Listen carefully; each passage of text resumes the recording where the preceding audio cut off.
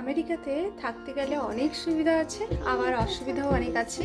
তার মধ্যে একটা সবচেয়ে বড় অসুবিধা হলো রিম্বা একটু চুপ দাও। তার মধ্যে সবচেয়ে বড় যেটা অসুবিধা হলো সেটা হচ্ছে এখানকার হেলথ কেয়ার সিস্টেম। তো কি অসুবিধা আজকে এই ভিডিওটাতে আপনাদের সব কিছু বলবো। তো আশা করি ভিডিওটা দেখবেন। রিম্বা একটু চুপ দে বাবা।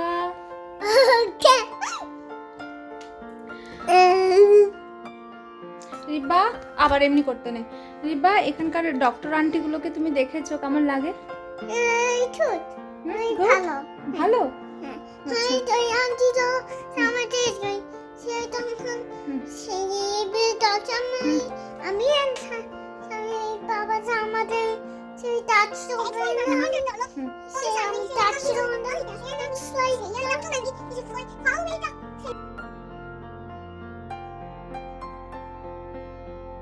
মানে ইন্ডিয়াতে থাকার একটা সুবিধা, আমরা যেখানে থাকি অ্যাটলিস্ট সারাউন্ডিং আমাদের অলিতে গলিতে অনেকগুলো করে ডাক্তার থাকে, মানে বিভিন্ন ধরনের স্পেশালিস্ট যা যা মোটামুটি প্রয়োজন আমাদের আমরা পেয়ে যাই আর কি।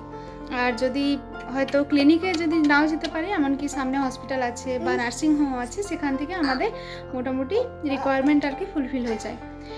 এখানে যেটা অসুবিধা, এখানে কিন্তু ডাক্তারের অ্যাপয়েন্টমেন্ট ওইভাবে পাওয়া যায় না। এখানে যদি কোনো স্পেশালিস্ট ডক্টরকে প্রয়োজন হয় বা গুগলে হয়তো ভালো রিভিউ আছে, মনে হলো যেন ওই ডাক্তারকে দেখাবো, সেক্ষেত্রে কিন্তু এখানে অনেক অসুবিধা হয়, মানে স্পেশালি সময় লাগে অনেক। যেমন কিছুদিন আগে আমরা রিব্বাকে ভাবছিলাম যে একজন ডেন্টিস্টের কাছে দেখাবো। তো আমরা নভেম্বরের দিকে অ্যাপয়েন্টমেন্ট নিলাম। তো অ্যাপয়েন্টমেন্ট পেয়েছি আমরা মোটামুটি ফেব্রুয়ারির শেষ দিক করে। তো একটা 3-4 মাসের ব্যাপার। এবার হচ্ছে এটা মনে হতে পারে যদি কারোর আর্জেন্ট কিছু দরকার পড়ে বা ডাক্তার প্রয়োজন পড়ে, তখন কি করা যাবে? হয়তো খুব একদিন জ্বর এসেছে, কি করা যায়? সেক্ষেত্রে এখানে আর্জেন্ট কেয়ার বলে একটা আর কি সিস্টেম আছে। তো সেখানে যে ডাক্তাররা অ্যাভেলেবেল থাকে, আপনাকে সেখানে অ্যাপয়েন্টমেন্ট নিয়ে যেতে হবে আর ওখানে ট্রিটমেন্ট হয়ে যাবে।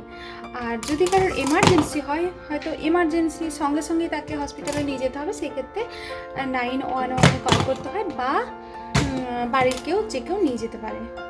তো এটা তো ঠিকই আছে, মানে অসুবিধা কিছু নেই। এখানকার যা ডাক্তার আর কি যা ইকুইপমেন্ট ইউজ করে সেগুলো খুব ভালো, মানে খুব মডার্ন টেকনোলজি খুব ভালো।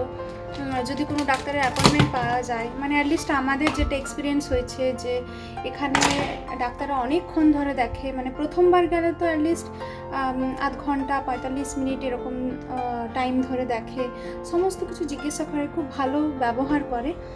আমাদের সাথে এরকম একটা এক্সপিরিয়েন্স হয়েছে, আমরা কখনো খারাপ কিছু দেখিনি। কিন্তু অসুবিধা যেটা সেটা হচ্ছে বিল নিয়ে, মানে এখানকার যেটা আর কি হেলথ ইন্স্যুরেন্স, সেটা নিয়ে। এখানে যদি হেলথ ইন্স্যুরেন্স না থাকে তাহলে কিন্তু খুব ঝামেলা, মানে ডাক্তারের কাছে যাওয়াটা এটা একটা অসম্ভব ব্যাপার।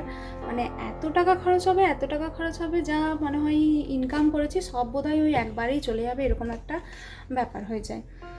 যেমন কিছুদিন আগে শুভেন্দুর হচ্ছে খুব ব্যাক পেন হচ্ছিল, তারপরে ফ্লু হয়েছিল, জ্বর আসছিল, তো ওকে আর্জেন্ট কেয়ারে যেতে হয়েছিল।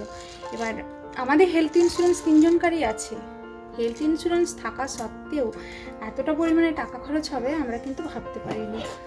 তো ওর সেদিন যেটা বিল হয়েছিল মোটামুটি একটা বোধহয় $100 এরকম একটা বিল হয়েছিল। তো সেটা ঠিক আছে, কোনো অসুবিধা না। কিন্তু পরে ওর আবার বিল এসেছিল প্রায় $350 মতো। তো মোটামুটি আমাদের ও একবার দেখাতে গেছে আর্জেন্ট কেয়ারে, সেটার জন্যে $450। আমি নিচে ইন্ডিয়ান রুপিসে কত হয় সেটাও লিখে দিয়েছি। এটা তো একটা হলো। আর এখানে যতবারই ডাক্তার দেখাতে যাওয়া হয় আর কি, কোপে বলে একটা ব্যাপার হয়। আমরা যেটা আর কি ইন্ডিয়াতে ফিস বলি, ডাক্তারের ফিস, সেরকম এখানে কোপে বলে, ওটাকে কোপে বলে। তো এখানে ওই যেখানে যেরকম আর কি, কোথাও $30, $50 এরকম করে দিতে হয়। আর ইন্স্যুরেন্স যদি না থাকে, মানে হেলথ ইন্স্যুরেন্স যদি না থাকে, সেক্ষেত্রে অনেক অসুবিধা, মানে ডাক্তার দেখানোটা অসম্ভব বলেই মনে হবে। কারণ একবার ডাক্তার দেখাতে যদি অ্যাপয়েন্টমেন্ট নেওয়া হয় বা কস্ট যেটা আর কি হেলথ ইন্স্যুরেন্সে কভার করেছে সেটা যদি দেখানো হয় মানে অত্যন্ত বেশি, মোটামুটি 1 লাখ টাকা 1.5 লাখ টাকা এরকম হয়তো হয়ে যাবে। আর এগুলো হচ্ছে ছোটোখাটো ক্ষেত্রে, মানে হয়তো কারোর জ্বর হয়েছে বা দাঁতে ব্যথা বা এই ধরনের ক্ষেত্রে।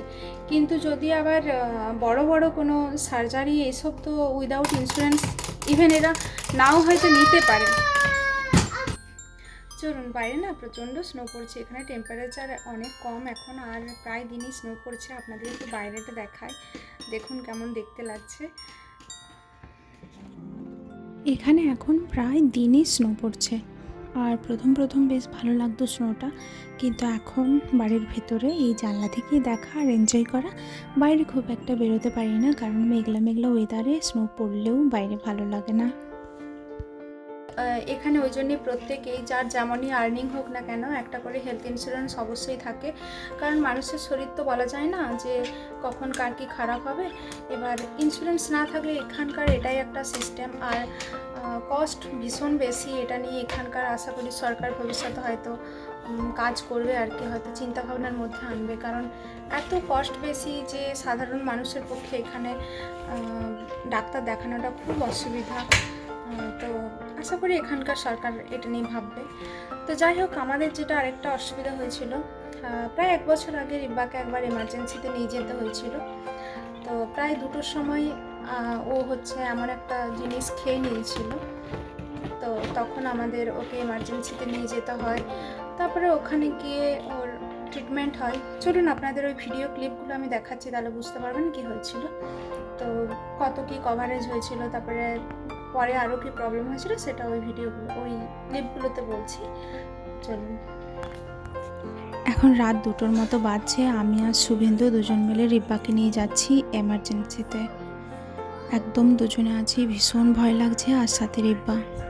আমরা প্রথমবার এমার্জেন্সিতে যাচ্ছি, এখানে কীরকম কী অবস্থা হয় আমাদের জানা নেই। তো প্রথমে বেশ ভয় লাগছিল, বাচ্চার কেস। আর তারপরে আমরা এলাম এখানে ফ্রন্ট ডেস্কে, কিছু আমাদের কোয়েশ্চেন করছিল যে কিভাবে হয়েছিল, কখন হয়েছিল, এই ধরনের। তারপরে হেলথ ইন্স্যুরেন্স যেটা বলি আর কি সেরকম কিছু জিজ্ঞাসা করলো।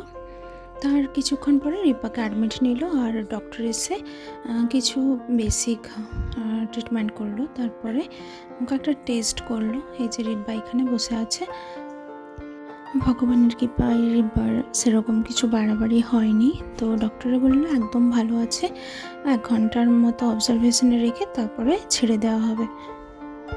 তো উনি বললেন যে 1 ঘন্টা পরে ডিসচার্জ দিয়ে দেওয়া হবে, ডিসচার্জ একটা সার্টিফিকেট হয়, তো ওরকম দিয়ে দেওয়া হবে, তারপরে আপনারা বাড়ি চলে যাবেন।